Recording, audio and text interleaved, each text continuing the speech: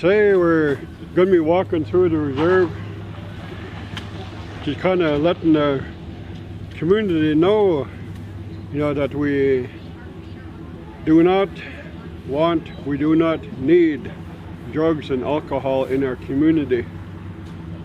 And that's what we're teaching our little ones,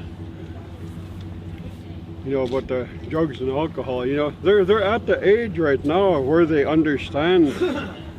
I talk to them, telling them they have the right to say no.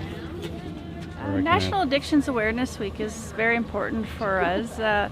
We work with the First Nations policing section with the RCMP, so we're able to provide some enhanced services to our communities. And this week is very important because it gives us an opportunity to help with the communities in education and celebrations as well about the people who have made that step already in recovery, and to keep our, like today here, our kids involved and active and listen to what they're saying is very important here today, because it really did start with the children here many years ago painting their signs, and as you go around the community you see their handprints on there, and that's their voice, and we do need to listen to our children to really understand what they're doing. So with our unit, it's fantastic to be able to be involved in going around to each of the communities during the week and celebrating, and it's spearheaded through each of the communities, and we've been fortunate enough to be able to just go along and work on our relationships in the communities and celebrate that as well.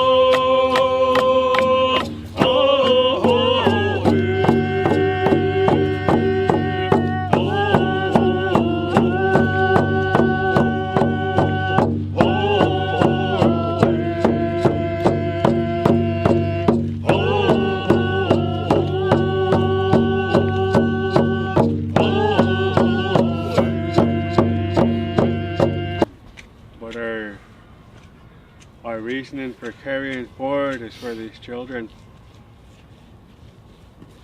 Thanking the parents, the mothers, the fathers, the guardians for taking care of them to continue on the next stages of their life.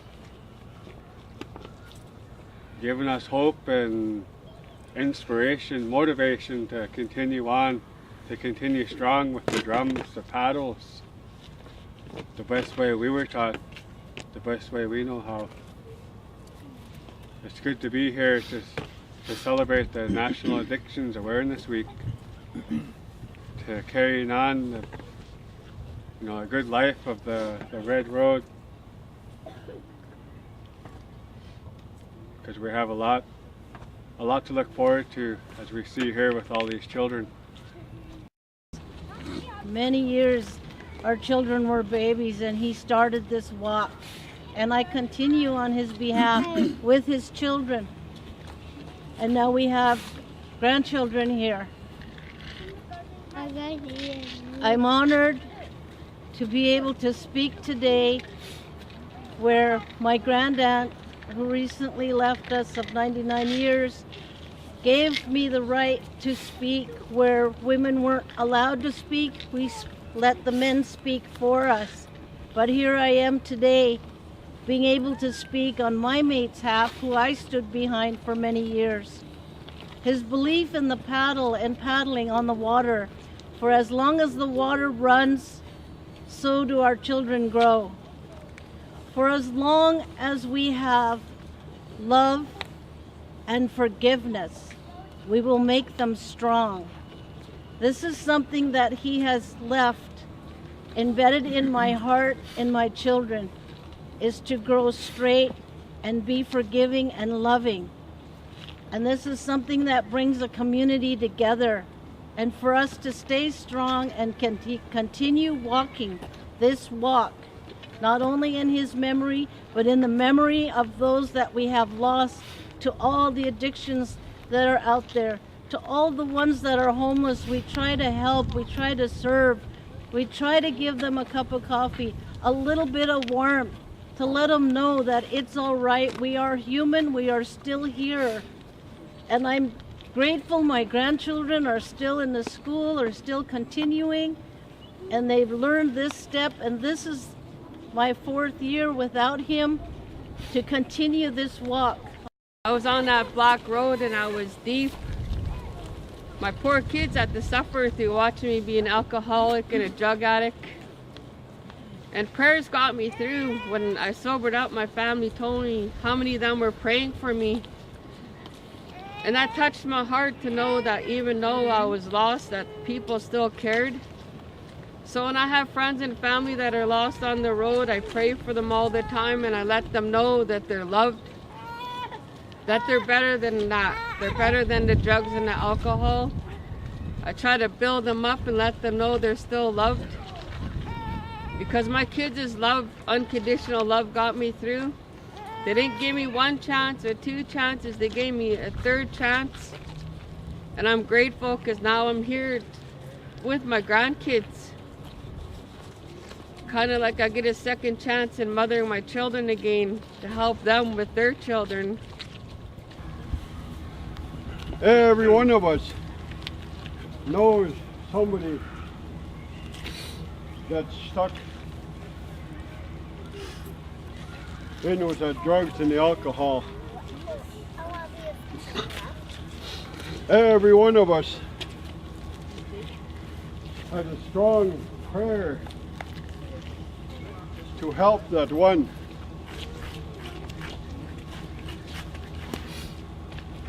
One of us can do it.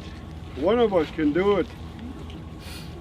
But the circle that we have now is so much stronger. Is so much stronger.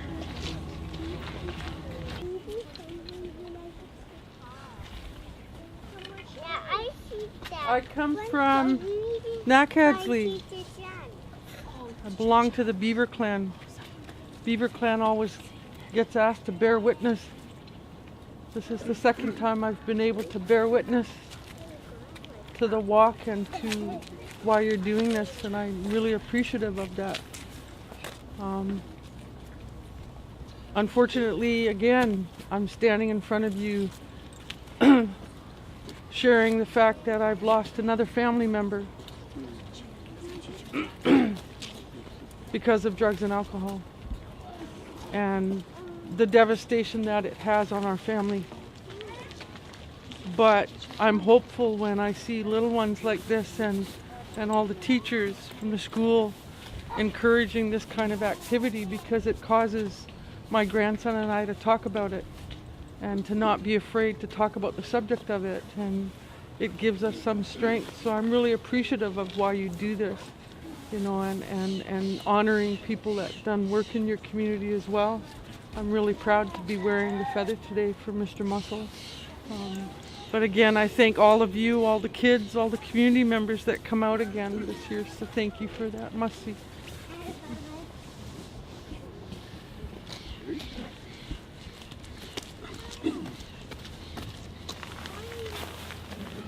Wow, it's dark.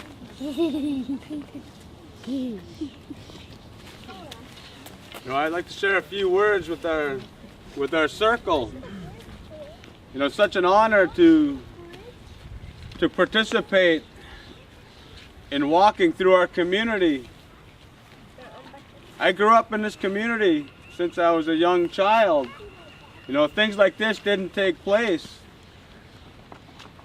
Back then there was a lot of drinking, from our ancestors, our grandparents, our parents, and then us, nephews and nieces. A lot of us are affected in different ways. Through the drinking, through the drugs.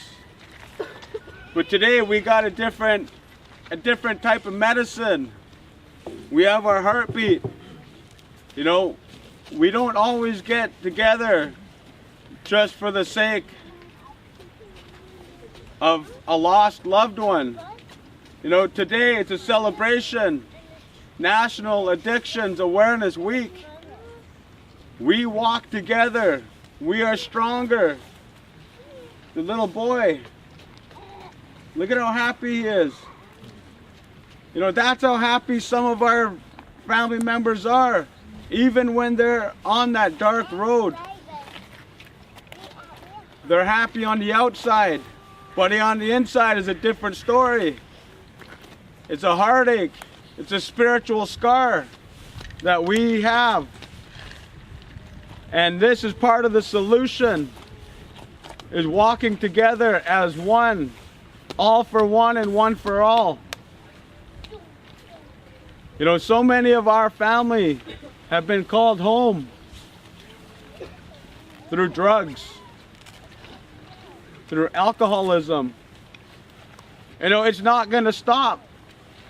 It's going to take out as many as it can get. But we are the warriors of this community.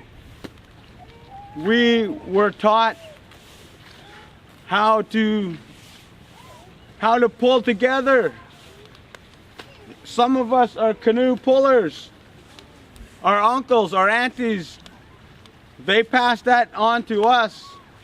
It's our turn to lead by example.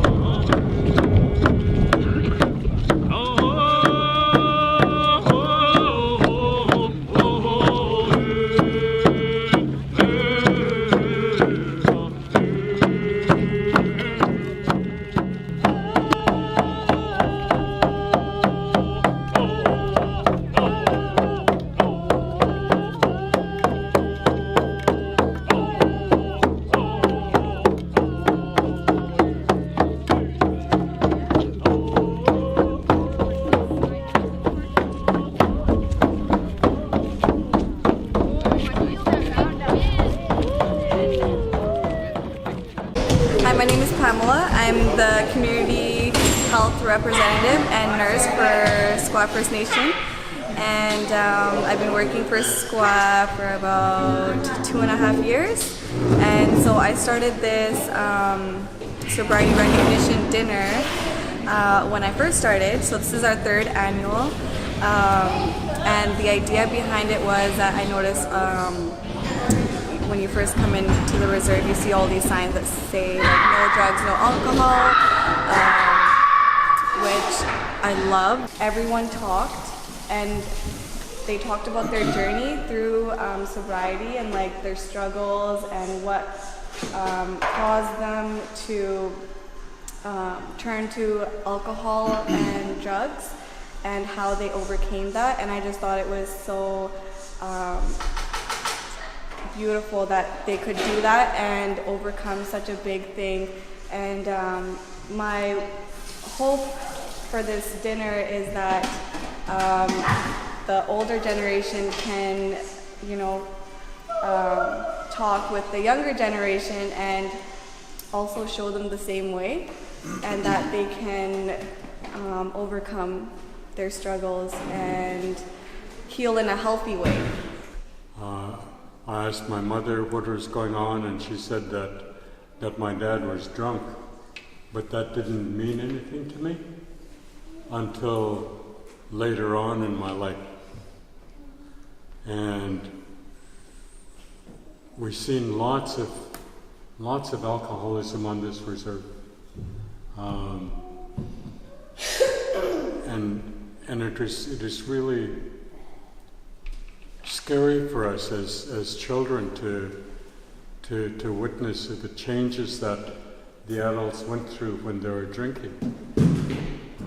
And the scariest part for me was seeing men beat up their wives. There's lots of women on this reserve that were battered while their husbands were drinking.